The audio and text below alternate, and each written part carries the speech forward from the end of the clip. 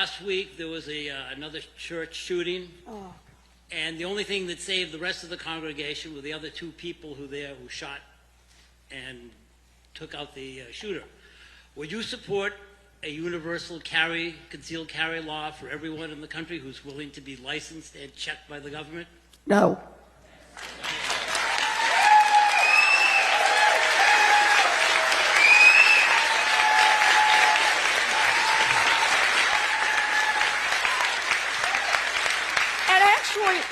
Let me just say two more things about the data, because I think they're important, and I appreciate that you asked this question. The first part is, I say that the reason those people were injured was because somebody came into that church with a gun, and that's how it is that people got hurt in the first place. The second thing is, I don't think there's any data to suggest that universal concealed carry makes any of us any safer. I don't feel safer going to my church knowing somebody could be sitting next to me with weapons. I don't feel safer going to the mall knowing that some fight that ordinarily might have escalated into a little push and shove could escalate into everybody whips out weapons. I don't feel any safer. But I will say this, we've got a gun violence problem in America. And, yep. It's a problem of mass shootings. We read about the mass shootings. They get lots of headlines. It's also a problem of people being shot on street corners and playgrounds, of our children being shot. It often happens in communities of color. It doesn't get headlines, but it happens.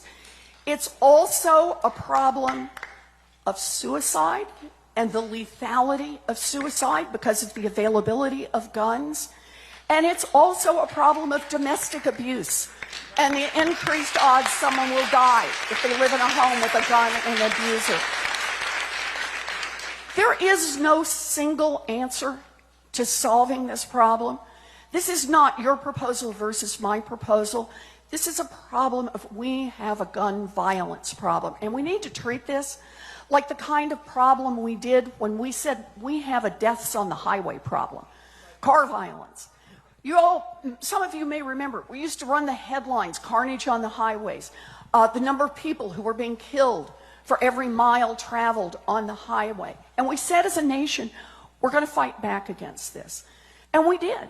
We committed. So some of the pieces were obvious, seat belts, safety glass. Some had never even been installed in cars, like airbags and automatic braking systems. But the point is, year by year, we'd make changes, we'd study the effect, we'd look for more ideas.